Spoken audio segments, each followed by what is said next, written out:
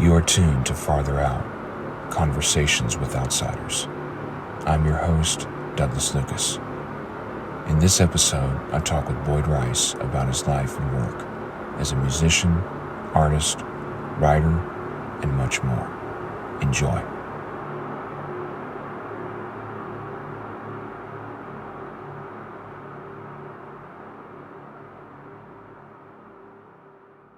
I'd like to start talking about your music. Why did you start making noise, and could you describe some of your early sound experiments? Well, I started because I've always liked music a lot, and it got to the point in history where it didn't seem like anybody was making the sort of music I wanted to hear. And I'd been doing these abstract paintings for a while and experimental photography and learned processes to create things, without practically having to do anything. And I thought, well, why don't I just make my own music? I can take some of my ideas and just apply them to sound as easily as imagery. And so, so I started doing this. I had the ideas for it for a long time, but a friend of mine went to jail, and he said, "Well, you can borrow my recording equipment while I'm in jail." And so, that created a little vacuum for me, and I just thought, and plus I'd always liked, one of my favorite toys when I was a kid was this little blue reel-to-reel tape recorder from Japan. And I don't know how old I was when I got it. It was maybe 10 or something like that, but I did all sorts of great things with that. And I recorded things it played a couple different speeds, so I could record things and play them back at different speeds and make funny tapes and stuff. So I always had this idea that there was like an untapped potential in tape recorders. So early on I had I'm forgetting the name of this machine. I've got the same machine now. I had a large reel-to-reel tape recorder and made some tape loops with that. I at the time I thought I had invented the tape loop, but it was really difficult making tape loops because they're just like way too long.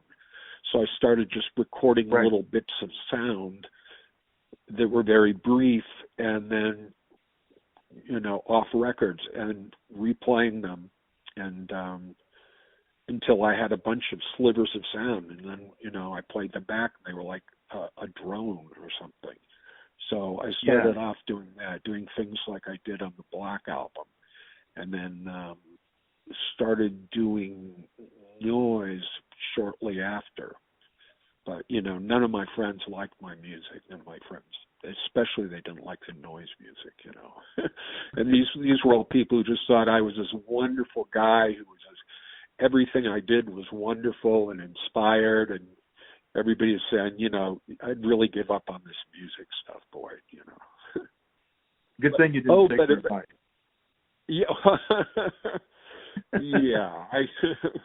I've gained so much from not taking people's well-intentioned advice over the years. You got to simmer down with this stuff. So I did these things, and at the time I was into this sort of there was a sort of art underworld in California, and there were galleries where people I knew were performing and stuff. And I used to go up to a gallery in San Francisco called La Mamel and do these different performances with sound and things. And while I was there, I think, one of the first times I met Zeb, who was his original name is Stephan Weiser. He was going by Stephan Weiser at the time. But there was a show in Berkeley, and once a year they did this thing where anybody could call up this radio show and play a tape of their own music over the phone, and they would broadcast it over the air. So I went on this show, and Zeb listened to the show every year. And the next time I saw him, he said, hey, do you ever think of putting out a record of this stuff? And I said, God, I'd love to, but what record company is going to be insane enough to want to release this? Nobody likes it. And he said, no. He says, you can put out your own record. You just get the money, you go to the record pressing plant and, tell them what you want on the cover, and then they deliver it to you, a month or two later. Yeah. And that was the first I heard of that. And it was well before punk and the do-it-yourself record releasing thing became popular. Yeah. Now, or even known at all, for that matter. So right. I did that, and then the first time I went to England in May of '78, I sold some copies of the Black Album to Rough Trade, and all these people, all these influential people found out about this record. They just loved it. And I met Daniel Miller, and he just put out his first single, The Normal, TVOD, and Warm Leatherette. And so I met him, and he was thinking of starting a record company and asked if I wanted him to re-release my album. And I said, yeah, of course. When did that come out? Was it 77 or?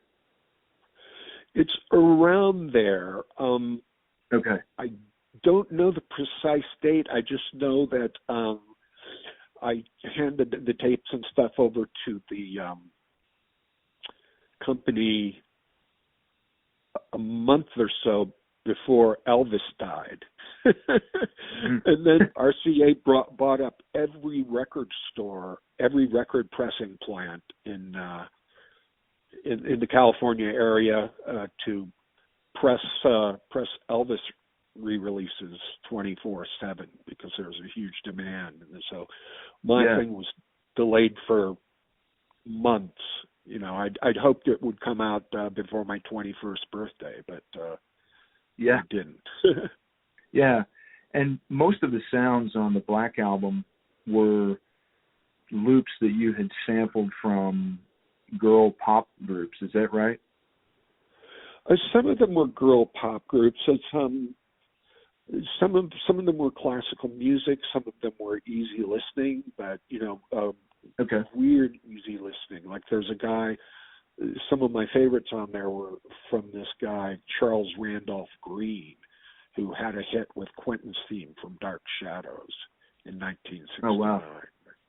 But it's very weird. It's great because he uses like a stylophone, and so there's a strange electronic quality to it. But he also has a wife who does these very ethereal vocals. So it's like hearing this music with the angelic vocals and the strange electronic stuff in the background. It's that's fantastic. Why did you choose the moniker Non? Because I liked the way it looked. It looked balanced, and it's the same forwards and backwards. There's the same upside down or right side up. And at the time, it was like right at the time when all these people were just throwing around the word anti way too much, anti-music, anti-this, anti-that. And, I never liked that. I felt that it was like reactionary. It's like if you're really, like there was a band that had a record called Destroy All Music. And what was it? It was like a pop rock song. I say destroy all music. And, it's like if these people were really as rebellious or against everything as they thought they were, they just wouldn't participate in it in the same way that everybody's been doing it since, Chubby Checker. Right, yeah.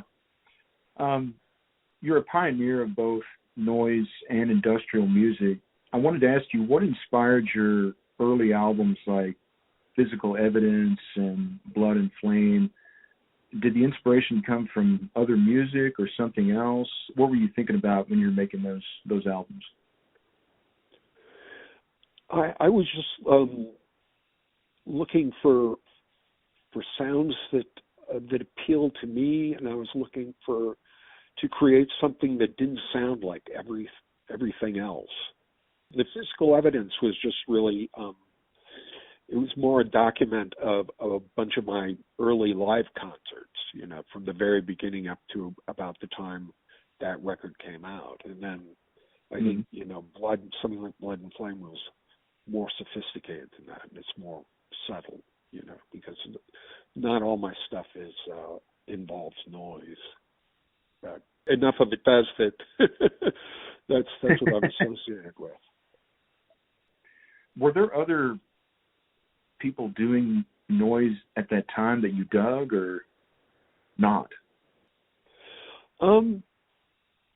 Not really. I mean, I think my noise music was more noise than music. It was more rhythmic noise. And I think a lot of people who are doing noisy stuff use traditional instruments or conventional instruments. But I, certainly Zeb did some noisy stuff. And, the ironic thing is a lot of the people who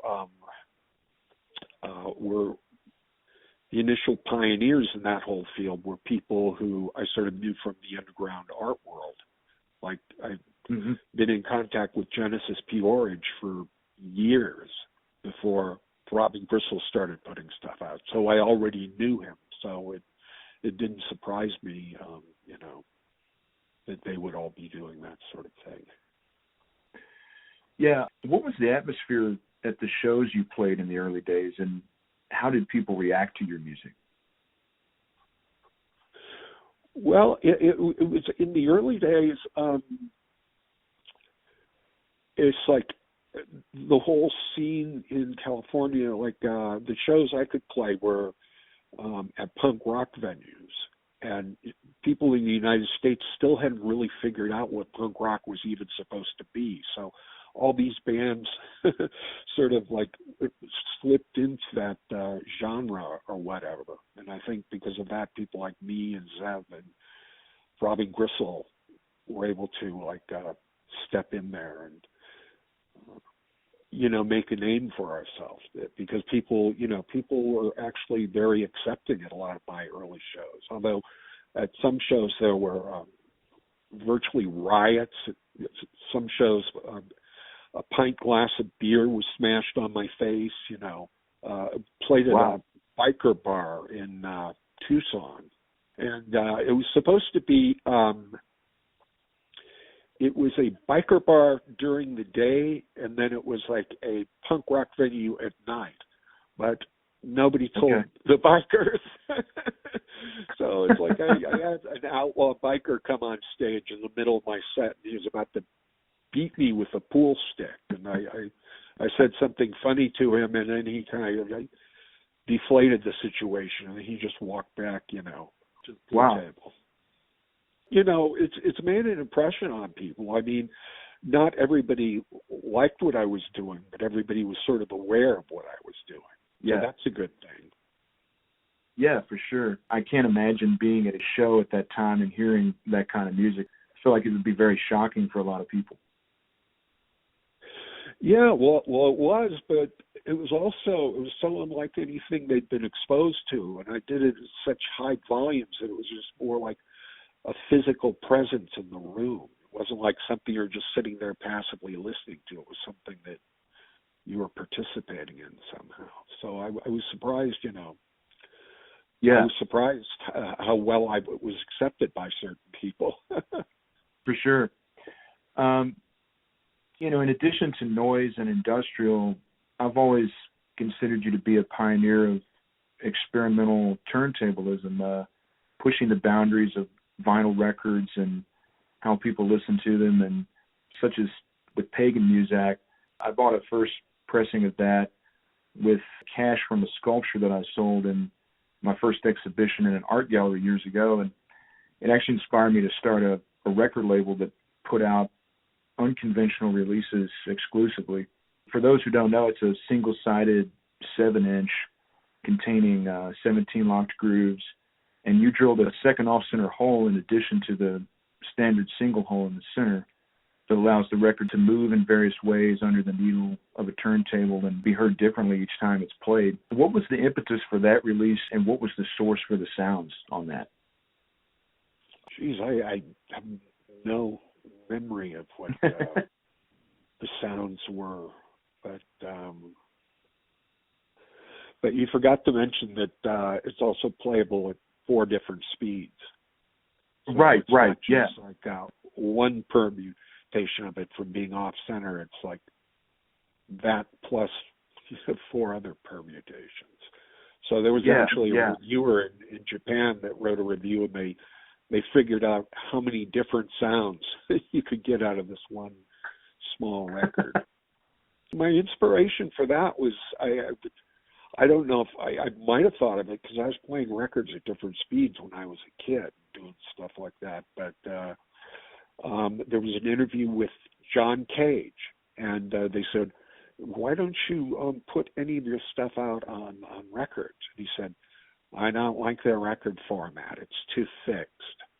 And I thought, well, that's nonsense. Nothing's fixed. You know, you could play a record off center. You could play it at 4 different speeds, you know. Yeah. And so that was kind of like being annoyed by John Cage was what sent me off in that direction.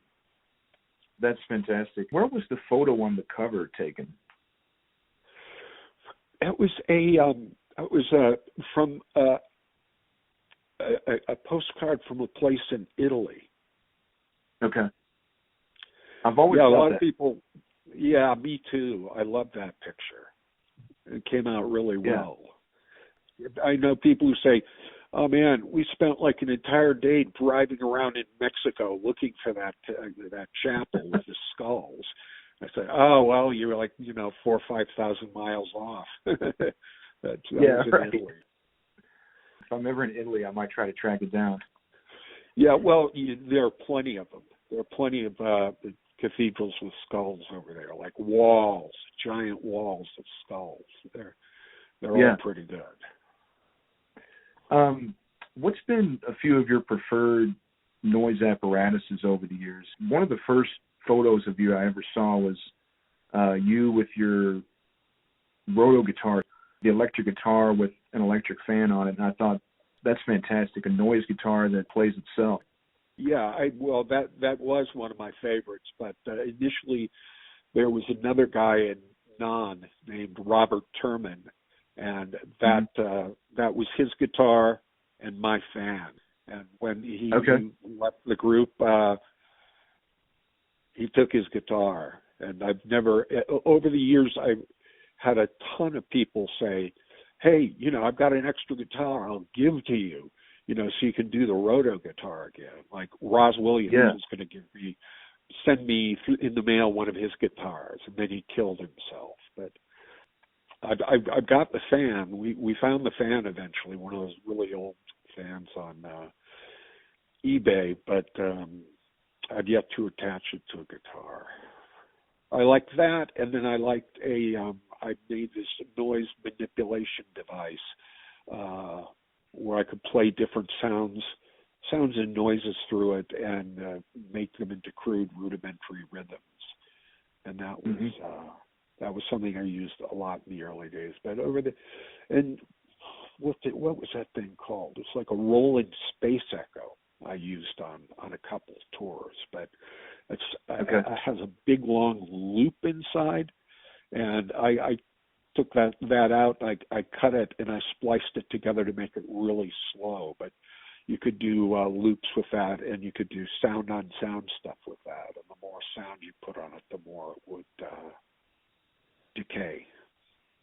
Yeah. There's one song on Physical Evidence where I used that. I mean, I remember I used it when I played at the Whiskey A Go-Go, and some local radio station was broadcasting this show of LA noise bands, extreme noise bands from the LA area, and I was on this bill, and they were broadcasting this live on the radio, so I got this noise going on that space echo, and me and my friends got in the car and listened to it. then we like drove down Sunset Boulevard listening to me live at the Whiskey A Go Go. That sounds like a fun night. that was a good time. Well, your instrumental music has been called many names over the years, so I wanted to ask, do you have any intentions for the listener when you're recording or performing? You'd mentioned a little while ago about playing at extreme volume, and I think you've spoken about certain sounds heard at high volumes kind of effectively opening up a primal space in the brain.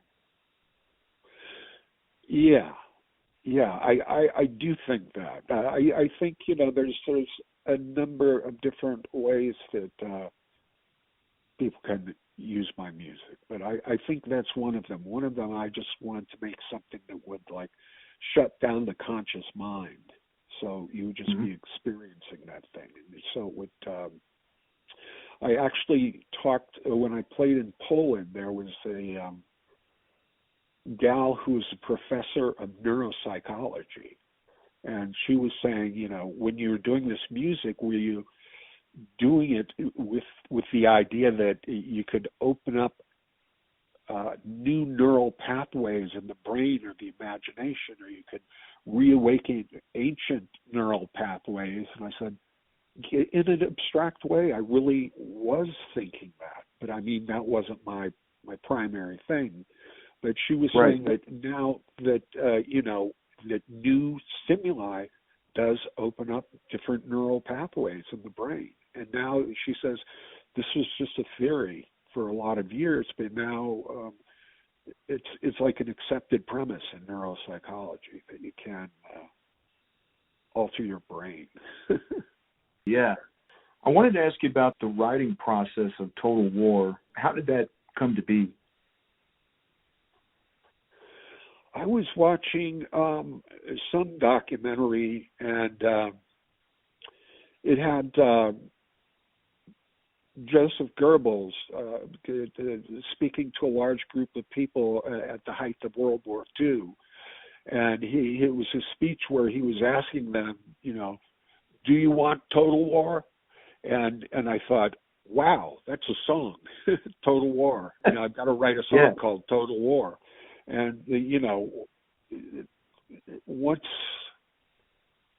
I have an idea, just everything else flows into place. I don't, as far as the creative process, it's like I don't have to really think about anything. It just sort of dictates itself.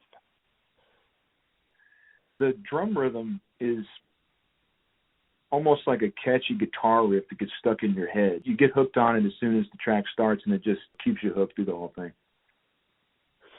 Yeah, Bob Larson used to play that. He would go out and give these talks, and he would talk about different people and stuff, and people who'd been on his show, and he would always play that song. And then he described the house that I lived in and stuff. And the next time I saw him, he said, Boyd, all the women that work for me love your song. They, when it comes on, they start tapping their foot along with it.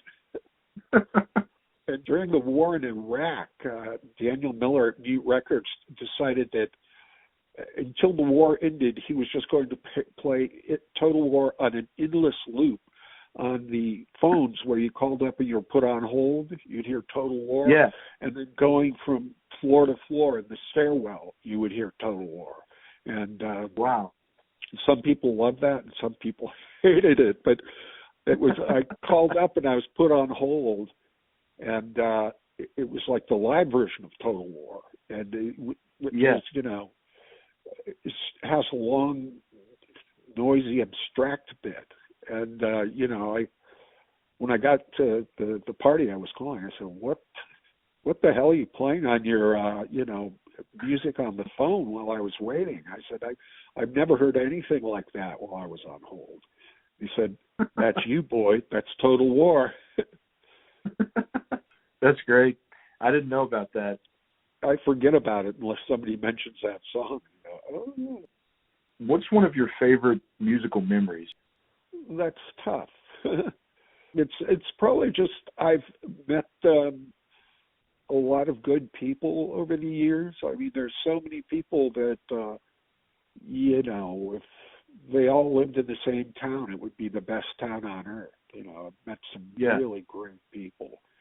So, and the whole process of going on tours and traveling around and experiencing something different every single second. That's what I remember, but that's a very difficult one. Well, switching gears, moving into your visual work, I played a show in NYC when your exhibition was there in 2018, and that was the first time I saw your pop collages, and they really knocked me out. The one with Christmas wishes from Warhol and Ian Brady was a particular favorite. How did those works come about? The first one I did was the one with the document signed by Hitler and then the 60s autograph of Brigitte Bardot. And I was reframing that one night, looking at that. I thought, God, that was such an interesting collage because these people represent, like one could be the god of war and one could be the god of love or the goddess of sex or something. So I thought, this is just like a very strange way of, putting those things together. And I thought, I wish I had enough autographs to do like a whole series of these things. And then I realized that I do. I have autographs of all my favorite people, all weird, interesting figures from pop culture. And so, I started immediately pairing people up in my head. And, the person who sees these won't necessarily get maybe the connections that I get from them, but they'll bring their own interpretations. But, I mean, if you look at a picture of Marcia Brady and then next to the autograph of Linda Lovelace, and they both signed their signature with little hearts and stuff, and they're very similar signatures. And it's like, what is anybody going to think except like visualizing Marcia Brady sucking dick? Right. I don't know, maybe you do. Maybe I'm just a dirty old man, but they're both girls from the same time period or something, too. I think I call that one 70s girls or something. And you had a few of your abstract paintings there as well. When did you begin painting?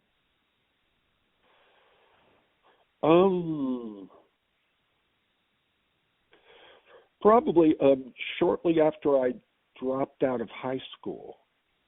I didn't go my final year. I think I didn't go part of the year before that. But right about that time, I started getting into the Dadaists and the Surrealists and the Futurists. And they really excited me because I thought these were people living, 50 years ago or something. And they were weirdos, and they, made their living being weirdos.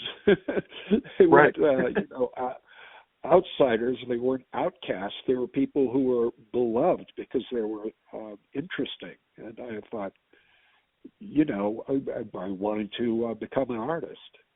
So I started doing, collages and all sorts of different things. But those black and white paintings were one of the early forms of expression for me that really was satisfying because it was like, it wasn't me trying to express an idea. It wasn't my opinion or, I liked the fact that it was something on its own, separate from my personality to an extent. Those I started doing when I was really young. I just didn't keep up with it. I started doing them again. I gave a talk at the Massachusetts Institute of Technology about on the topic of evil, and it was like this panel thing and stuff, and it was reviewed in Art in America or Art Forum or something. And, oh wow! So this gallery owner Mitchell Algus saw that and he thought, Boyd Rice. He called me up and said, Boyd Rice, are you still doing paintings? And I said, well, as a matter of fact, I just started doing them again. He said, do you want to have a show? So my first show in New York actually happened. It was at the Mitchell Algus Gallery. Okay. The layers and textures on those paintings are incredible. Would you describe a bit about your technique? No. Nobody's ever figured out how I do those. And I know that if I described it, people would go, "Oh, I can do something like that. That sounds easy." So yeah, they're really fantastic. A lot of people think they're photographs. People insist they're photographs. They do have that quality. Yeah. So somebody came to me and said, "Now I know these are photographs, but I know they're shown in reverse. But what are they photographs of?" And it's like, nope. And you were a founding member of the Unpop art movement in the early 2000s. What kind of art were you making during that time? I didn't do a lot in regard to that. We just, Sean Partridge came up with the idea of Unpop because he liked, he liked pop art, and he liked Andy Warhol, and he was doing all these paintings of John Benet Ramsey and Anne Frank, and he thought it would be a good idea to have something called Unpop. It would be like pop art, but pop art involving unpopular subject matter or something. So we basically, our friend Brian Clark sort of set up a website for this, and we sort of did it as a vehicle to publicize Sean. But there was some good stuff in there. But frankly, at the time, it seemed like a lot of people involved in that were just sort of mining the same area that me and Adam Parfrey had done, 10 years previous. And we sort of felt like, well, we went through that. That was maybe a bit played out. But there was still some fun to be had in there. So we never got an exhibition. Sean's exhibited a few paintings someplace, but, it would be really impressive to see all of it in one spot, because some of the paintings are really big and impressive. Yeah, it'd be great to have a retrospective of just, all the artists involved and stuff. Sean did a Anne Frank painting for me a couple years or so ago, and it's one of my favorite paintings that I have in my house. Wow. Yeah, I love his paintings. Yeah. Who are some visual artists whose work has affected you personally? Well, Max Ernst, I love him. I love his approach, and I like, I can't believe I'm forgetting this guy's name.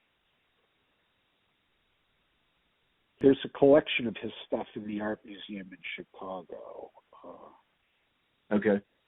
My least favorite painting by this guy is he did the portrait of Dorian Gray in the original film of the portrait.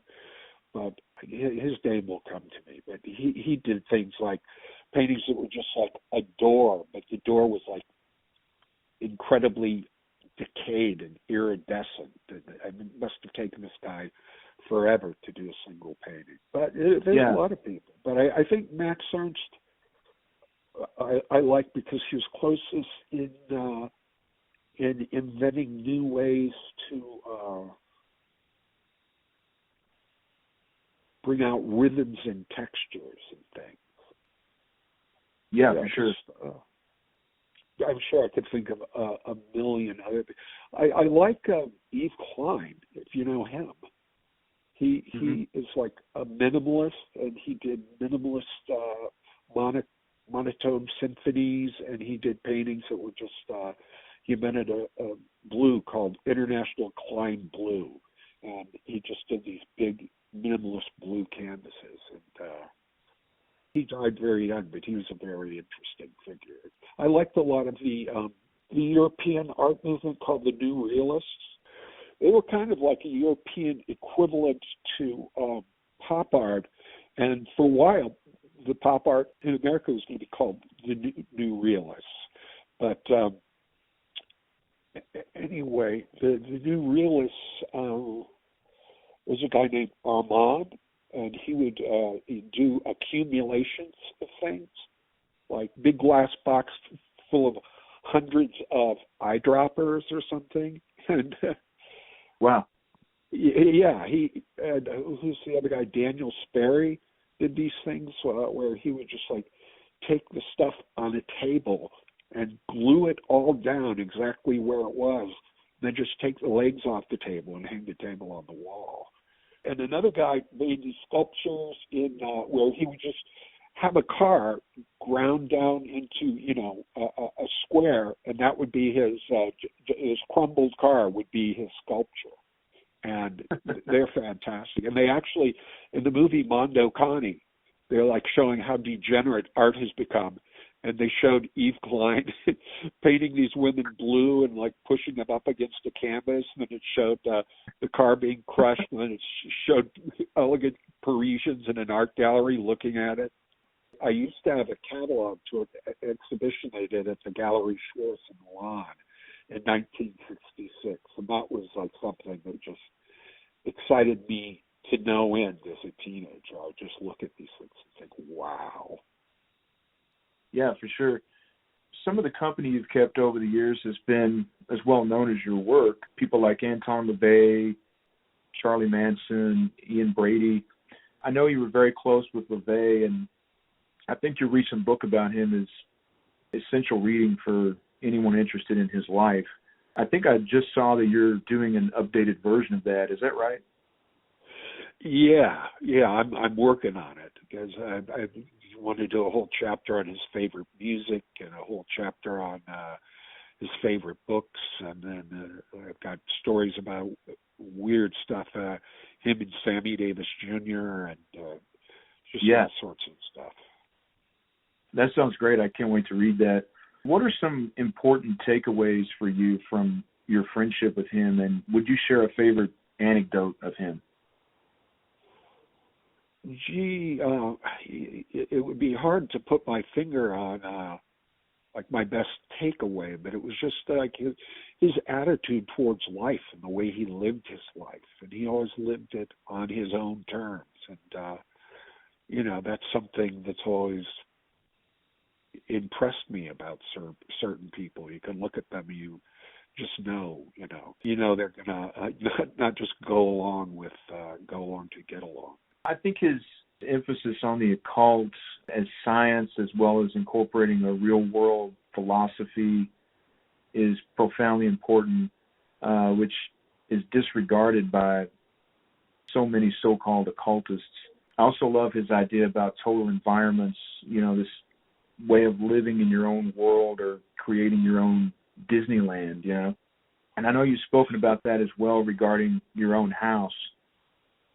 Yeah, well, that was certainly, he did live in his own sort of occult film noir total environment. But, I mean, I think, when a person lives out their fantasies and everything they look at, like right now I'm looking at this massive modernist sculpture of a man and a woman, and it's over my fireplace. And it's like I could close my eyes and look in any direction, and I'm looking at something that inspires me.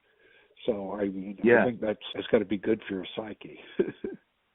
Absolutely. A while back you mentioned that the architect who designed your house did it in a way similar to ancient temples in order to reflect celestial patterns. Is that right? Yeah. Am I remembering that? That's exactly right. So that I think on the spring solstice or something, if you open the front door, the light will directly cut the house in half, go straight across the living room at a perfect angle. So, and we wondered about this because everybody else has like, just a big rectangular backyard, and our backyard is like more triangular. And we were mentioning this to the woman who's like part of the real estate company that sold us this, and she said, "Oh yeah, the guy who, the architect who built this house, put it on that odd angle so that it would reflect the movements of celestial bodies." And I just thought, wow. Yeah. That's kind of the seals the deal. Yeah. Yeah, the Knights Templar did a lot of stuff like that, too. I mean, a lot of, there's, in Germany, there's this bizarre rock formation called the Externsauna. And it's some ancient pagan. Yeah. And you walk to the top of that, and there's like carved out of solid stone is an altar and a little hole, and the light from the hole shines exactly in the center of the altar on the solstice. Mm-hmm. As for Manson and Brady, do you have any personal anecdotes that you'd like to share of each of them? You know, what would be something that maybe somebody might be surprised to hear? I think they'd be surprised to hear that, Charlie Manson he's incredibly smart, and he's got an incredibly astute sense of humor. If he ever got out of jail, he could be a stand-up comic easily. Because these guards came to put the handcuffs on him and lead him back to his cell. He was joking around with them so much they couldn't stop laughing. They were holding their stomach and saying, "Stop it, Charlie, stop, I can't breathe." I've seen some uncut interviews with him that weren't cut up for the news media. The camera's just rolling, and he just has like these great one-liners, seemingly a good sense of humor. Yeah, I like, there's one that I always loved on that. He did an interview with Tom Snyder, who used to do a late-night show. And Manson says, "I may not be too smart about a lot of things, but there's one thing I know." And Tom Snyder goes, "What's that?" He said, "I ain't telling you."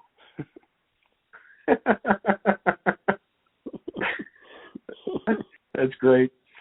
I've heard that you own one of his Bibles. Is that right? Yeah. I own a small annotated Bible that was given him by Jimmy Carter's nephew. Oh, wow. And it's color-coded, and has a little backward swastikas next to his favorite things, and writing in the margin, and it's color-coded. It's in red and yellow and green and blue. And a number of people have been mentioned, reprinting it with all the color. But realistically, I don't think anybody's going to print a full color book that's 500 pages or something. Yeah, I'd love to see that. So what about Ian Brady? What's something about him that people might be surprised to hear? We really bonded over like old film noir movies. He loves film noir, so I was always sending him DVDs of obscure film noir things that he'd probably never seen. But he's another really smart guy, and it's interesting how I can imagine how many millions of people have read Marquis de Sade, and he's like the only one that decided to go off and like really enact some brutality and violence, and it's just so strange. And it's so strange that people.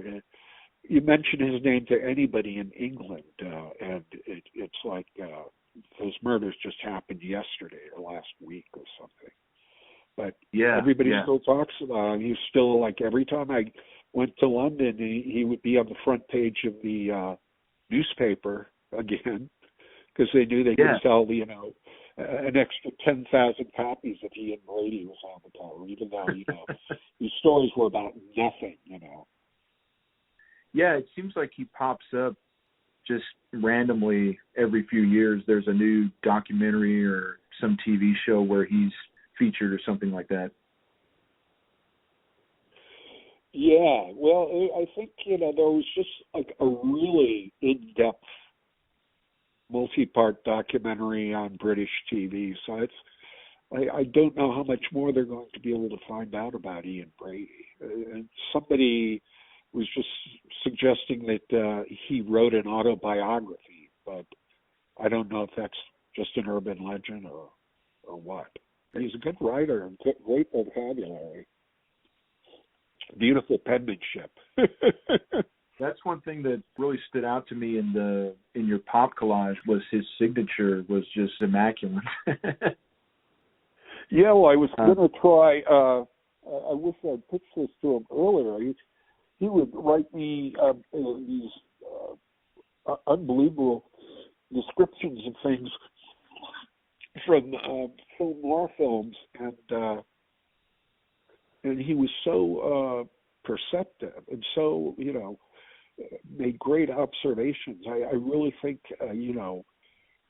he could probably have quickly written a book about, favorite Ian Brady film companion, with his favorite movies.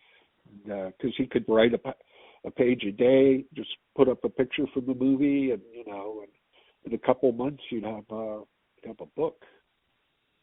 Yeah. I wanted to talk a little bit about your interest in the occult and symbolism.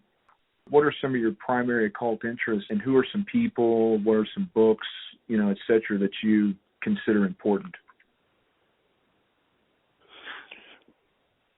I got interested in the occult when I was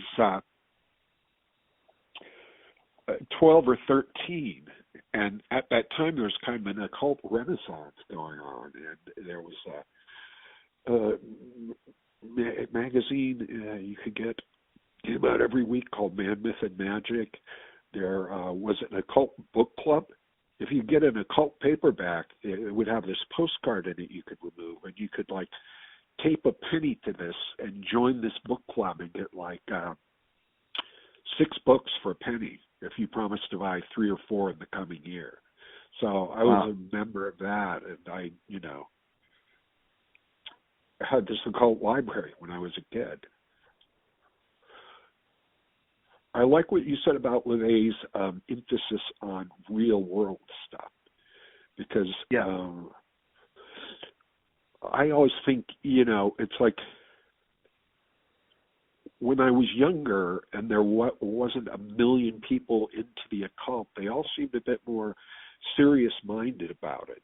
And now it's LaVey used to refer to occultists as occultniks, because there are all these people who are part of it, and they claim to have some immense special power, and yet they don't seem to be manifesting that power anywhere in their real life. They aren't, and you can be interested in that sort of thing and have an elitist philosophy if you want to, and just lead a Epicurean life. You don't necessarily have to, accomplish big things that everybody thinks are important. But at the same time, there are people who are obviously capable of that, and there are people who are obviously incapable of that. And when you meet a lot of occultniks, they're obviously the ones who can't, but they talk about it. They make sure you know about it. Exactly.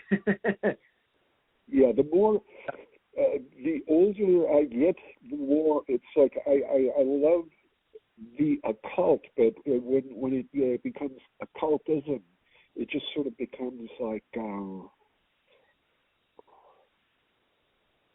it becomes like any other belief system that people have. And I think people largely choose the belief systems they have to flatter their conceits or pretend that they're something that they aren't. So the more I get, the older I get, the more it just seems like more like liberalism. It's just like a lot of it is wishful thinking. And I'm sure, I'm certain, absolutely certain that there are forces at play that people don't completely understand or, haven't been able to explain. But I think that a lot of people, if somebody can't manifest their will in the real world, they certainly can't, manipulate forces such as that. For sure. What are some books that you found and you would recommend, on the occult? Well, a lot of my favorite books are just an understanding of sort of human nature and the mind and how it works. It's not necessarily things related to the occult, because there's a book called The Crowd by Gustav Le Bon, and he was an early social psychologist, and he just posits this idea that, most people are going to be part of the crowd, and there is going to be a few people at center stage, and, there's just an abyss, a gulf between these types of people, and it will always be that way. And, I think people like Oswald Spengler had pretty much the same, except he saw it a more far-reaching manner. But I got The Crowd when I was fairly young. Well, I got it when I was 21, because I got it the first time I visited London, and then I read it on the train. But another book I got really early on, and I was just thinking about it the other day, is called Autosuggestion by Mesmer. And it's a very small, thin book, but it just it's sort of, if you read between the lines, it sort of suggests how you can reprogram your own brain.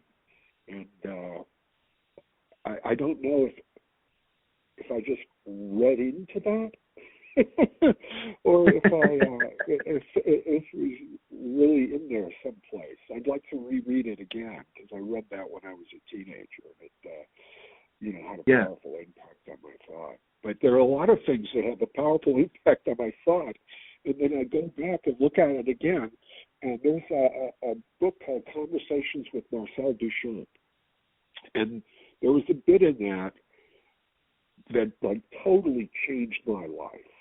And he was just saying, at a certain point, I just realized that I don't have to do the things that everybody else is doing. I don't have to get married. I don't have to have a job. I don't have to, drive a car. And it's like that really said something that spoke to me, spoke to my soul. And then decades later, I came across that book, and I thought, I'm going to buy this again. I'm going to look up that part. It was so important to me. And rereading it, it was really just a throwaway line. It was just like a sentence that was in there. That was like, it's not something he focused on at all. But for me, it was life-changing in a way. Yeah, it was absolutely life-changing. And what's the title of that again? Conversations with Marcel Duchamp. That's great. I think that's a crucial point that, a lot of people miss is a lot of people have this idea of the occult as, like you were talking about earlier, getting in touch with these other forces. And, you can use real world techniques to accomplish a lot of goals, Yeah. Yeah, absolutely. I've told this story before, and I don't know whether you've heard the interview or whatever I told the story in, but there was a guy who, when I DJ'd at this local bar, he came in one night, and he told me he is this high black magician.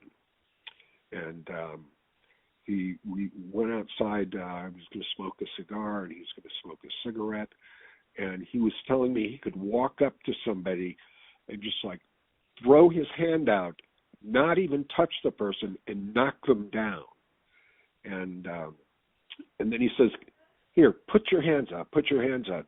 And he put his hands above mine and said, "Do you feel it? Do you feel the power?" And he's acting like his hands are shaking and all this stuff. And I said, No, I don't feel it. So it's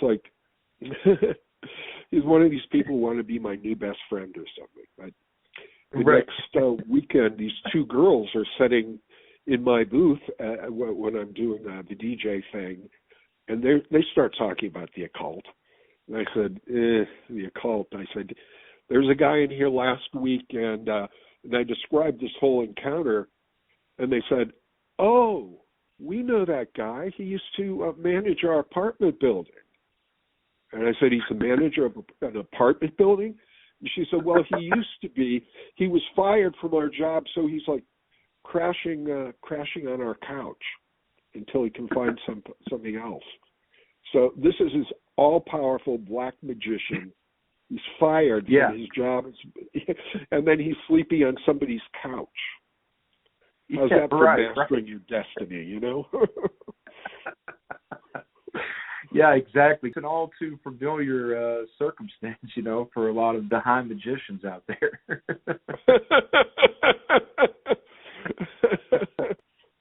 Oh, I'm sorry, Kitty.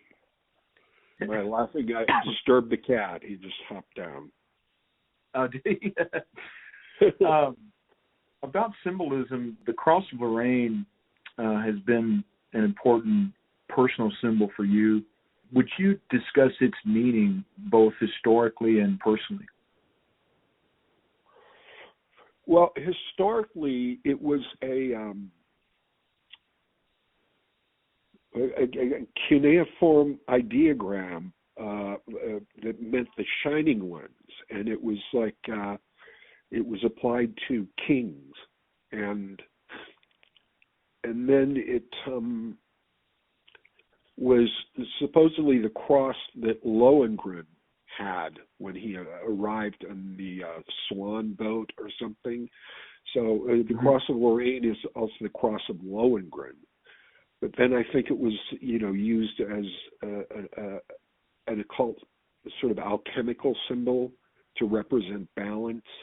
Then it was the Godfrey de Bouillon gave that symbol to the Knights Templar as their esoteric symbol. So it's a symbol that when Joan of Arc was burned at the stake and she wanted to see, she asked to look at the cross. The cross they held up wasn't a Christian cross, it was the Cross of Lorraine, because her original title was the Maid of Lorraine. And I found out all this stuff post. Well, I came up with the symbol myself, and I only found out about all these meanings much later. But these meanings are so close to, especially just the alchemical balance one. It's so close to, you know, what I wanted that symbol to symbolize. And it was at a point I was trying to make a symbol for myself, and I came up with a wolf's angle, and I came up with the Cross of Lorraine. And as it turns out, the wolf's angle, being the 13th root, is the root of balance, and you know, represents the balance between lightness and darkness, all that stuff. And it's curiously, you know, I think both of these symbols were something from my ancestral memory or something, because they've been associated with so many things that interest me over the years. Yeah, and you created a symbol composed of Ouroboros encircling the inequality symbol, which I think really depicts true balance. How have your personal experiences contributed to your view of inequality? Well, I mean, it has nothing to do with like any experiences later in life. It's just when I was in elementary school, it was probably the second grade, and this teacher, every day we would say the Pledge of Allegiance, back in the old days when they still did that, and salute the flag with our hands over our hearts. And every day this teacher, when after the Pledge of Allegiance, she would say, the United States of America is the greatest country in the world because we believe that all men were created equal, everyone. And, you know, any of you can grow up to be president of the United States. And when she had the president, she'd say the same thing every day, but when she had that president of the United States thing, I said, that's not true. That's bullshit. Then I thought, and what do they even mean by equality? Because everybody knew who the smartest person in class was. It was this girl. Everybody knew who the strongest guy was. Everybody knew who, like, the weakling was and who the idiot was. And I thought, Yeah. where does equality come into this? Because, it's like second graders are still pretty young. It seems like they'd be more on an even playing field there than, later in life. Right. So it's like people completely misinterpret what I mean by inequality. I mean just absolute inequality, the iron law of inequality. Is that it's a stupid premise. It doesn't make sense.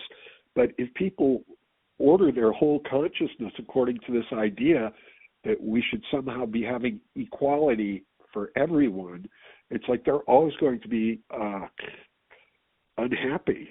They're always going to be sad, and angry that somebody has a better car than them, or somebody has a bigger house, or whatever. You each have your own ability. There are things that you can do. Just be the best of those things, and you'll be happy. But if you have a lot of people who aren't happy doing those simple things, and they want more, and they now there's a whole generation of people who think they ought to be artists and poets expressing themselves. And most people have nothing to express. Yeah, sadly. The term artist, has been polluted and watered down to nothing, And, it seems like the most obvious concept, the whole idea of inequality, but yet it seems so difficult for most people to accept. Yeah, I mean, how much equality do you see at the Westminster Dog Show? I mean, those are just dogs, but some are like much better than the others in their class. Right. Yeah, but artists, it's like, what I think genuine artists are like alchemists. They're sort of mystics. But, and people in the art world really do make art into their religion, and they think that art is capable of all this transformational change.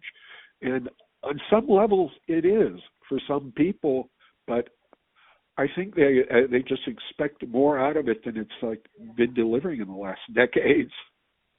Yeah, it gets worse every year, I'll bet it does. I mean, there's still like wacky items in the news every once in a while, like a kooky artist in Paris is stapling banana peels to the wall of an art gallery and selling them for $15,000 a piece. And you'll go, oh, God, can it get any worse?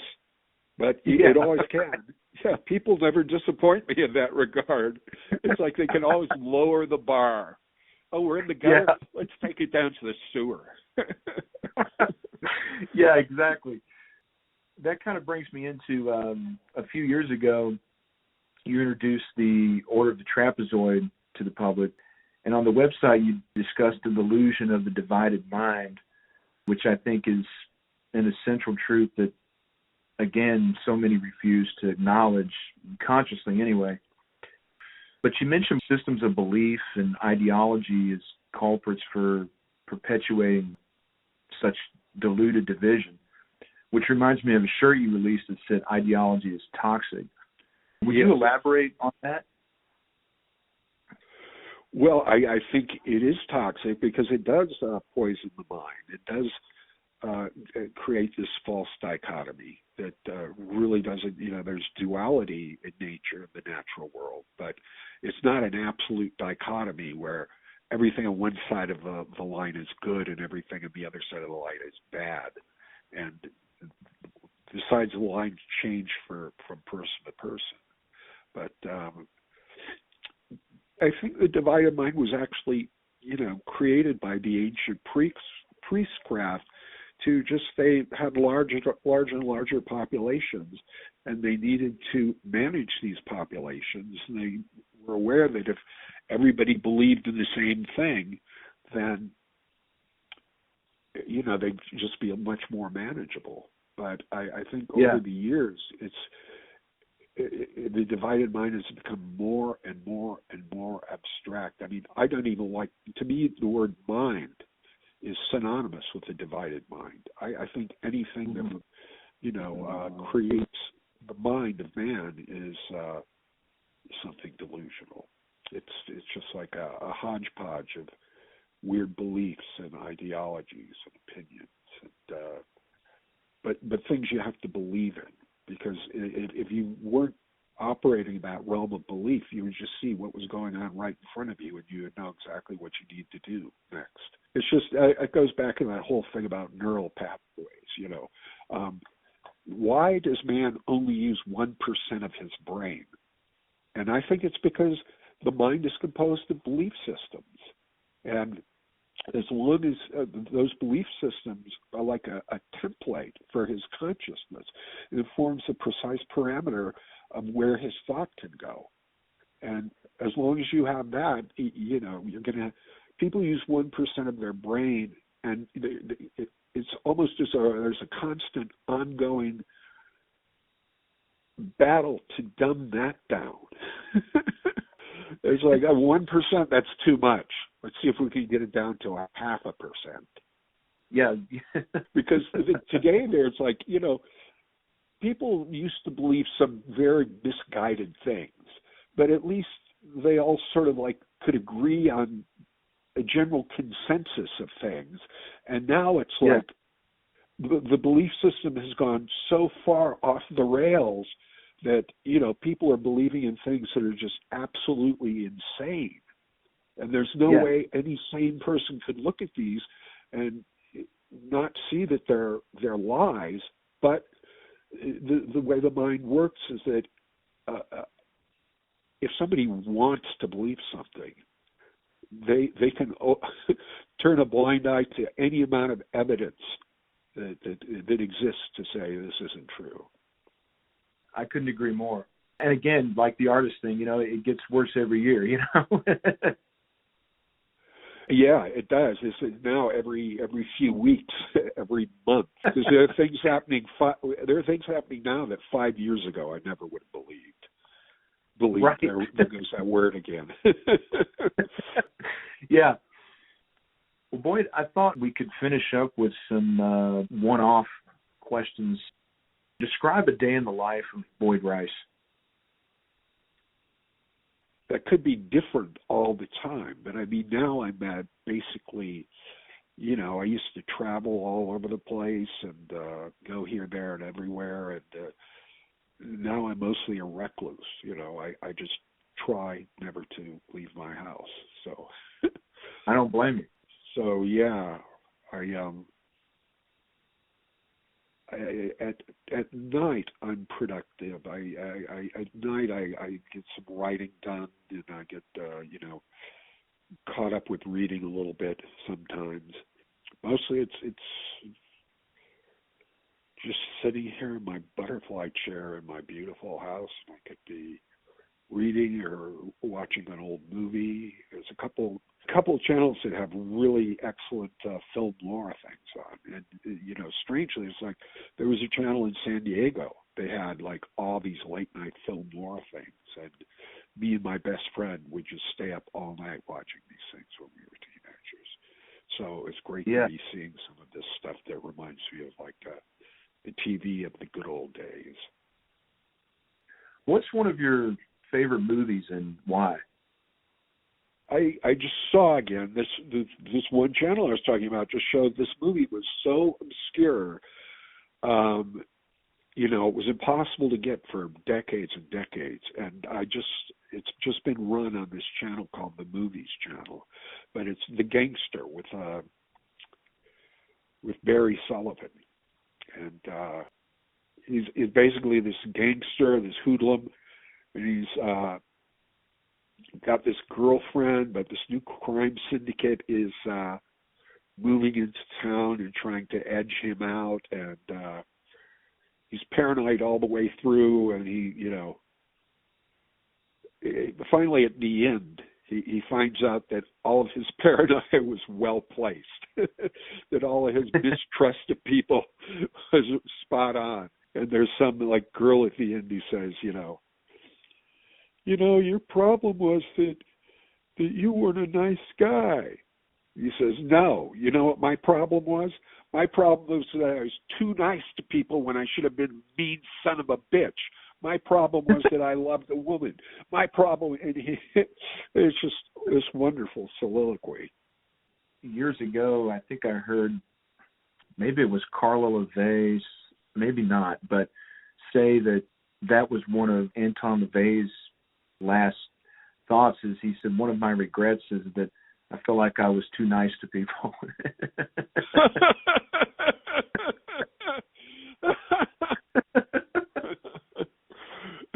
There you go. Oh, that's great. I've never heard that. But yeah, we discussed that a number of times over the years. But yeah, I know another movie that is one of my favorites. It's not exactly film noir, but it's one of LaVey's favorites too. Is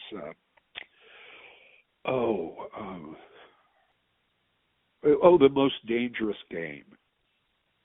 Oh, you know that? Yeah, I love that film. Yeah, I've got like a 3-sheet of that. It was on the wall of my writing room up there for months and months and months. What's one book that you consider profound?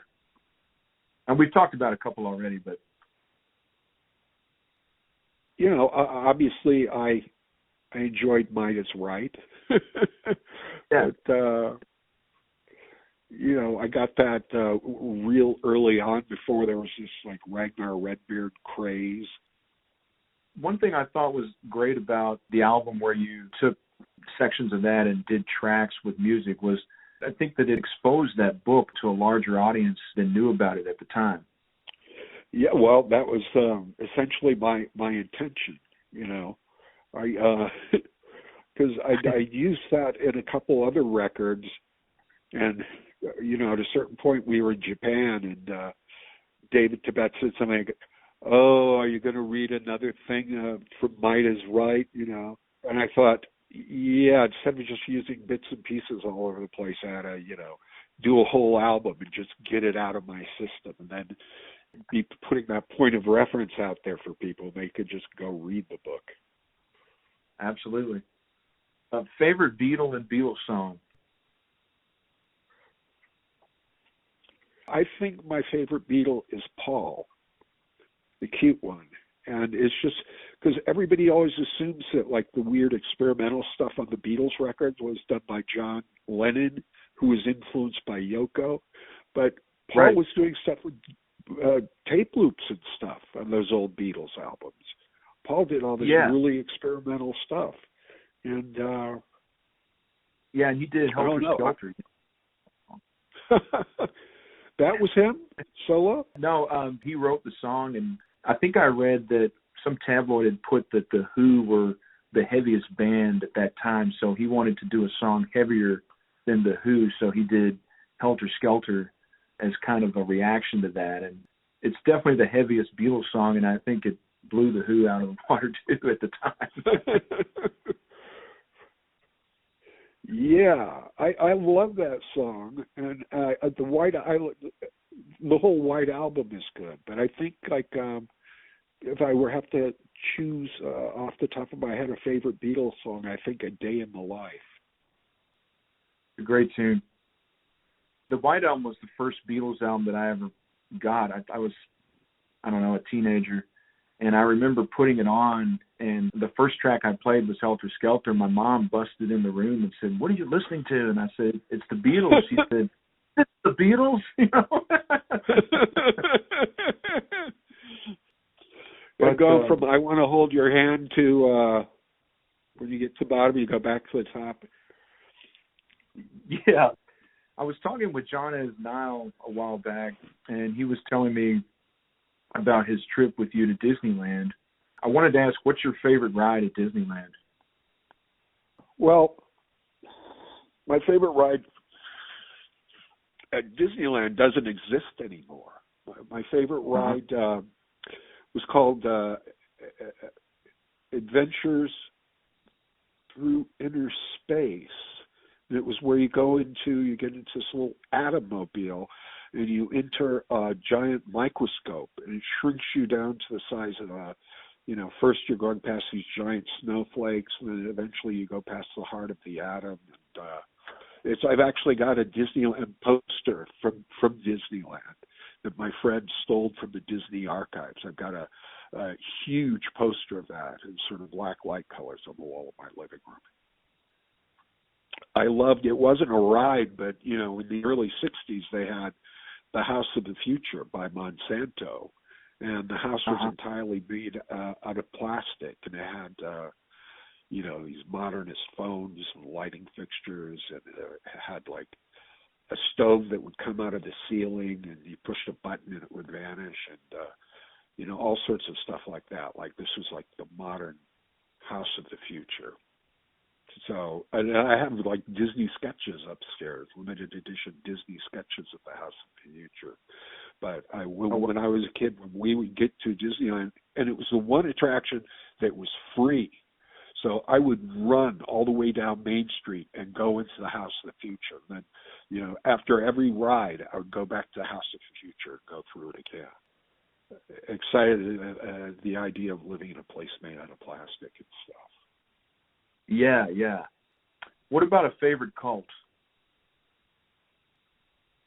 Well, I like the Process Church, but at the same time they're so disappointing. It's like it seems to offer this promise of something really substantive, but when you look at it, it's like some of the stuff is really good and a lot of the stuff really isn't. And a lot of the followers didn't understand it at all.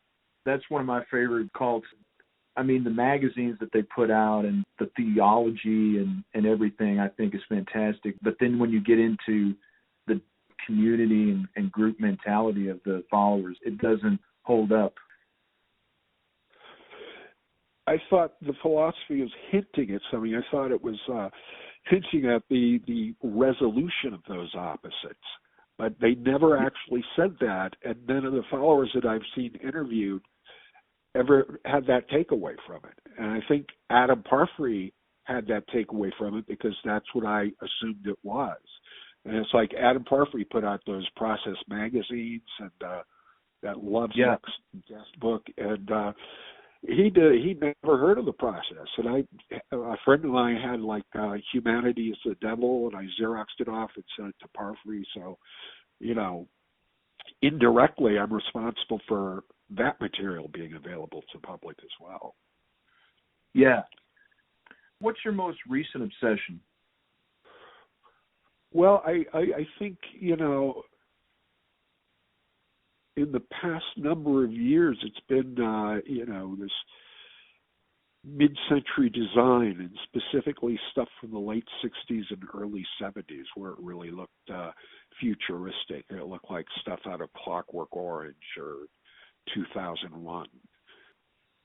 I got into it at just the right time because, we got this house and it had to be furnished. So, luckily I was able to furnish it, get the best of this stuff. And the best of it was like so high end at the time that it wasn't like this butterfly chair I'm sitting in. The Den has a mostly like 50s flavor. But anyway, these butterfly chairs, were something that were mass produced starting in the late 30s. And so they're still widely available, although they're getting more and more expensive. But a lot of this stuff was not mass produced. You couldn't just go into a department store and get like the living room set I have. It was really expensive. It was a designer thing. So there are very few of them. At the time, I started collecting this stuff, there was no interest in it. And there still really isn't an awareness of it, but it's just gotten exponentially more expensive in the last 10 years. Like if I wanted to reproduce everything I have in this house now from scratch, I'd have to be very wealthy. Yeah, it sounds like you definitely got in at the right time and were able to kind of pick what you wanted, which is nice. Yeah. I feel like I've always been very lucky at getting into things at the ground floor, being interested in things before everybody else was interested in. And some of these things I've popularized. So people, like, oh, that looks cool. And so then everybody wants to get one. And, the next time I go to get one, it's like, costs 10 times more. But Yeah. But that's Yeah, one of my favorite things. So it's like turning people on to stuff, because I think that's I think, like, creating your own personal culture is something you can do. It's like thinking like, oh, I'm not going to be happy until I change the culture out there. Well, you can create your own culture out of bits and pieces, the most interesting bits and pieces and culture that the most interesting people have made, and you're living in your own culture. Yeah.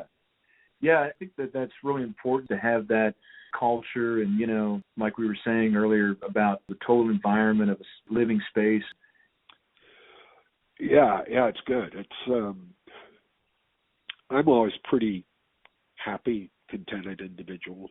If you live immersed in all the stuff you love. Absolutely. Do you have any final words? Not really. I slowed down a lot during the lockdown things. I'm kind of so I'm trying to exercise some discipline and get back on track and start.